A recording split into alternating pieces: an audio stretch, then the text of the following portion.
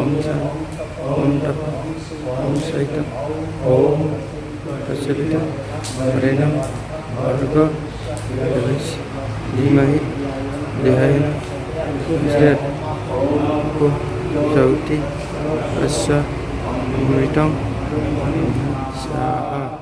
दिनै जों स्टेजनाव जोंनि स्टेजननि दैदेनगिरि आफादगिरि नेहाथारि लोगोसे मावथि जोंनि सोद्रोमा बिथांजों जों जयै गासैबो जोङो मोनसे दिनै जग लानाय जादों। बे जग लानायनि थांखियानो जाहैबाय जोंनि जिथुनाखि EKWSनि आरो जोंनि इटान बाहेरायाव थानाय स्पेसियेल पेकेज बे पेकेजनि थाखाय जोंहा जोंनि दैदेनगिरि बिथांमोना दिल्लीयाव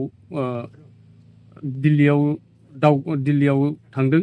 बे दिल्लीयाव थांनाय जिथुनाखि जों थांखि लानानै थांदों, बे थांखि लानानै थांनाया जाहाथे जाफुंथों होननानै जों दिनै स्टेजनाव जों जग होनाय जादों।